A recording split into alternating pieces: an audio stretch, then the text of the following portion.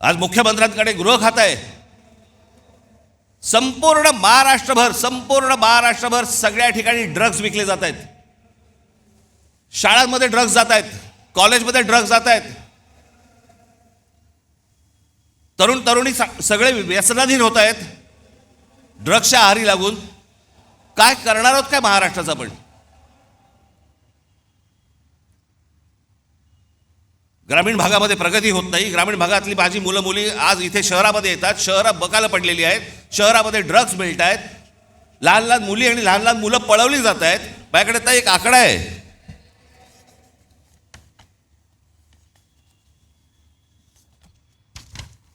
November December या महिन्यातल्या 36 दिवसांमध्ये, गेल्या आता नोव्हेंबर डिसेंबरच्या या 36 दिवसांमध्ये केवळ मुंबईमध्ये 82 मुलं बेपत्ता झाली. जानेवारी ते नोव्हेंबर 2025 या कालावधीत महाराष्ट्रातील नवी मुंबई शहरात तब्बल 499 मुलांच्या अपहरणाच्या घटना नोंदवण्यात आल्या. त्यातली 41 मुले अद्याप बेपत्ता आहेत.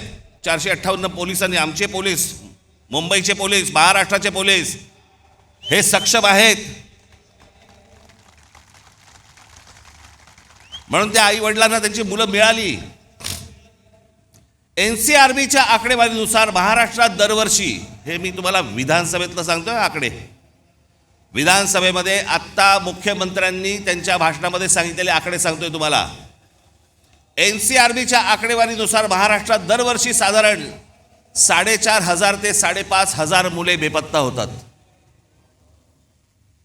काय होत असेल त्यांच्या आई वडिलांना?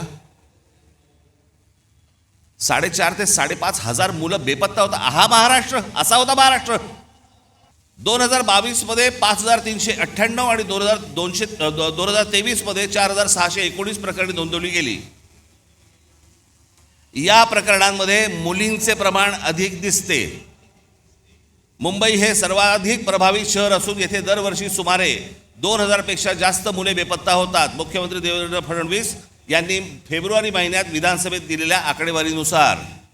हे कोणती शहर म्हणायची हो, कोणतं राज्य म्हणायचं? तुमच्या भाषेची हमी नाही, तुमची हमी नाही, तुमच्या पोराबाळांची हमी नाही, कशाचीही हमी नाही.